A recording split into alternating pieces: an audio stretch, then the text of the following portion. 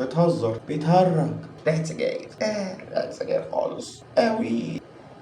والله الواحد فرحان انه رجع يصور تاني، بس هنشوف هنشوف. انا لو وحشك فانت وحشني فشخ، فلو انا وحشك يا زميلي برضو زي ما انت وحشني كده، يعني اديني اللايك، يعني شير الفيديو ده، انت خدت بالك على الجروب الواتس بتاعك، يعني اديني كومنت مرحب برجوعك لينا من تاني يا ابو الحسيك. والحاجات دي بتفرح. انا مش عارف اقول لك هي بتفرح قد ايه، بس هي فعلا بتفرح قوي وبتفرحني انا جدا. فيلا بينا يا زميلي نخش في الفيديو.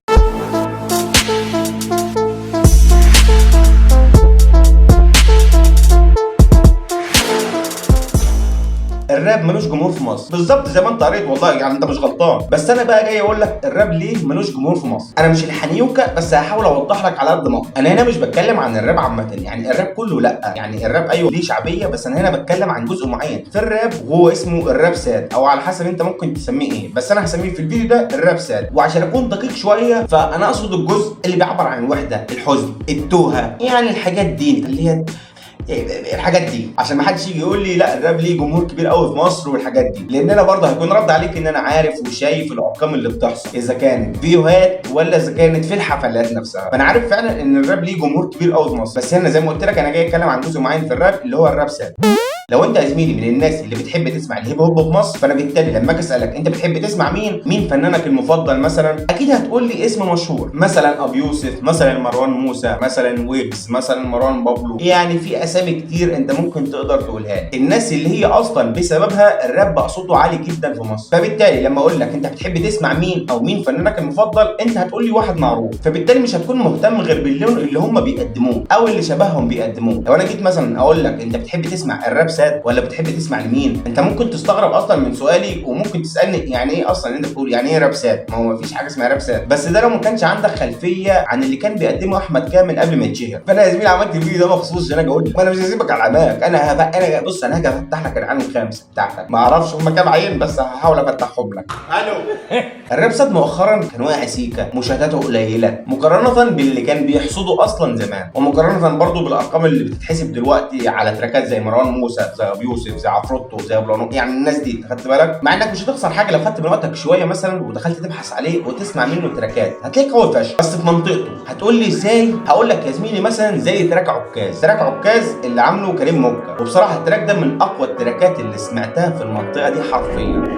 كان فاكر نفسه بيهرب لكن طلع فيه طوق، رابط قلبه اخره ماسك شجرة الموت، زرع طرد. التراك ده انا اتكلمت عنه في فيديو قبل كده، سيبهولك مش عارف في الاي هنا ولا هنا، انت هتلاقيه يا اما في الاي اللي هتظهر لك، المفروض ظهرت لك يعني، يا اما تلاقيه في الديسكربشن بتاعك. التراك ده يا زميلي عملت عليه فيديو قبل كده، وبصراحه هفضل اتكلم عليه طول ما انا بتكلم عن الجزئيه دي من الراب اللي هو الراب ساد، لان بصراحه ده من اقوى التراكات اللي انا ممكن اسمعها او اللي انا سمعتها في المنطقه دي عامه. وده لانه يا زميلي في مجموعه افكار كتير قوي بتتناقش في التراك، يعني تقدر تقول على سبيل الفضفضه، يعني واحد بيرمي كلام على بيت بيتدنجل مع حاله، بس هو فعلا في مجموعه افكار كتير قوي بتتناقش. يعني عندك مثلا في بدايه التراك هتلاقيه بيقول لك ايه، كان فاكر نفسه بيهرب لكن طلع فيه طوق، رابط قلبه اخره ماسك شجره الموت، طب اللي بينك وورد بليه بالك السيربر يا خرابي.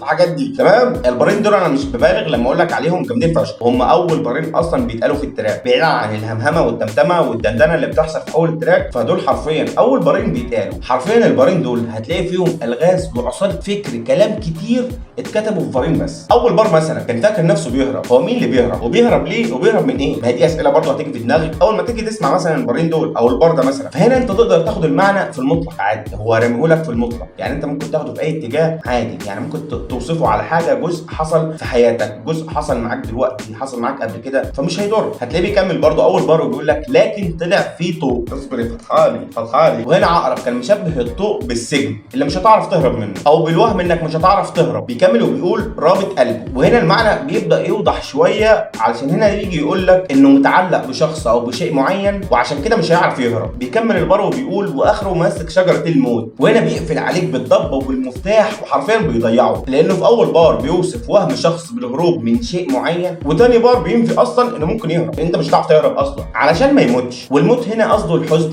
او الكآبه، بمعنى انك مش هتفرح، او تقدر تقول بكل بساطه الموت حرفيا يعني. انا هنا مش عايز اتفخر لك واقول لك الراب ساب جامد والحاجات دي، لو انت يعني ما تعرفوش، او لو انت سمعته لكن مش مقتنع انه قوي. طبعا يا زميلي انا مش جاي احكي لك واوصف لك على كام معنى ولا كام جزء ولا كام سكيلز اصلا محطوطه في اول بارين ولا حتى في التراك كله. انا مش جاي اقول لك ان هنا بيستعمل مالتي شيلابل وهنا بيشكل وهنا بيعقب والحاجات دي، بالعكس انا مش جاي اقول لك كده. انا جاي اقول لك بس حاجه واحده، ان الجزء ده من الراب اللي هو الراب ساب ده، لو انت تسمع عنه او لو انت ما تعرفوش مثلا، هو الجزء اللي بيعبر عن الوحده الحزن والحاجات دي، هو برضه قوي وقوي جدا كمان، في معاني كتير قوي. وطبعا انا عارف من غير انت ما تقول مش كل التراكات هتلاقيها زي عكاز او مش هتلاقيها قويه مثلا، لكن التراكات دي فيها قوه كتابيه كتيره وكبيره. انت طبعا مش هتلاقيها مع كل الناس اللي بتعمل اللون ده من الراب، ولكن لما تيجي تسمع التراك طبعا هتعرف تقيمه اذا كان حلو ولا اذا كان وحش، اذا كان عميق ولا اذا كان لا، اذا كان فيه حاجات حلوه ولا اذا كان لا. انت برضه هتعرف تميز ايه الوحش وايه الحلو.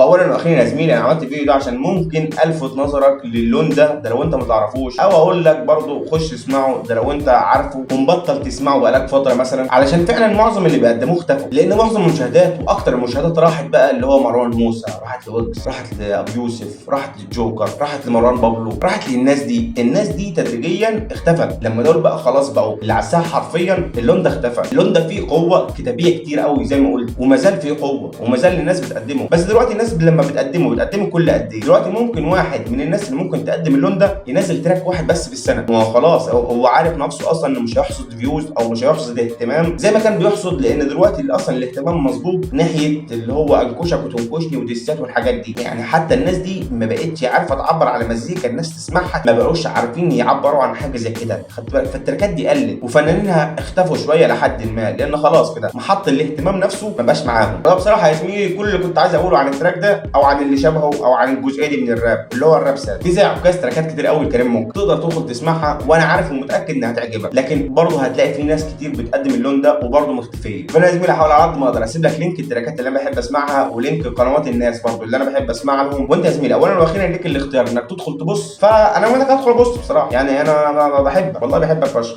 تقريبا كده احنا خلصنا الفيديو، بس مش هنخلص الفيديو غير لما تدخل تعمل لايك. يعني مش عارف اذا كنت انت عملت لايك ولا سبسكرايب والحاجات دي. يعني تقريبا ما قلتش سبسكرايب، فبقالي كتير ما قلتش سبسكرايب. يا سبسكرايب، عارف تحس ان الكلمه فيها اشتراك كده، خلي عندك ده يعني لايك واشتراك وسبسكرايب. بحبك يا اسطى، سلام.